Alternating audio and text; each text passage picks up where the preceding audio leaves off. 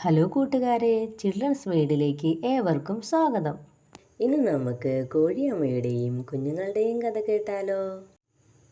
ഒരിക്കലൊരിടത്ത് ഒരു ഗ്രാമത്തിൽ ഒരു കോഴിയമ്മയും രണ്ട് കുഞ്ഞുങ്ങളും താമസിച്ചിരുന്നു. അവരാണ് മിക്കുവും ചിക്കുവും. മിക്കുവിൻ്റെ തൂവലുകൾക്ക് ചുവന്ന നിറവും ചിക്കുവിൻ്റെ തൂവലുകൾക്ക് മഞ്ഞ നിറവുമായിരുന്നു.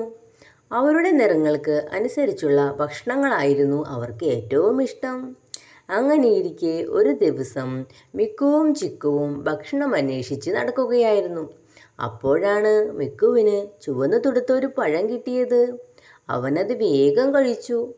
പെട്ടെന്ന് അവന് എരിയാൻ തുടങ്ങി. അപ്പോഴാണ് അവന് മനസ്സിലായത് അതൊരു മുളകായിരുന്നു എന്ന്. അവൻ കരഞ്ഞുകൊണ്ട് അമ്മയുടെ അടുത്തേക്ക് ഓടി. "അമ്മേ, എനിക്ക് എരിയുന്നേ." "എന്തു പറ്റി മിക്കു?" കോഴിയമ്മ ചോദിച്ചു. മിക്കു കരഞ്ഞുകൊണ്ട് കാര്യമെല്ലാം അമ്മയോട് പറഞ്ഞു. ഇതൊക്കെ കേട്ട് കോഴിയമ്മയുടെ അടുത്ത് നിന്ന ചിക്കു പറഞ്ഞു, "മിക്കു, നീ കരയണ്ടാട്ടോ. എരിവ് മാറ്റാൻ ഞാൻ നിനക്കൊരു സൂത്രം തരാം." എന്ന് പറഞ്ഞ് ചിക്കു ഒരു മഞ്ഞ ലഡു മിക്കുവിന് കൊടുത്തു. മിക്കു വേഗം അത് കഴിച്ചു എരിവ് മാറ്റി. അവന് സന്തോഷമായി. അവൻ ഓടിച്ചെന്ന് ചിക്കുവിന് ഉമ്മ കൊടുത്തു.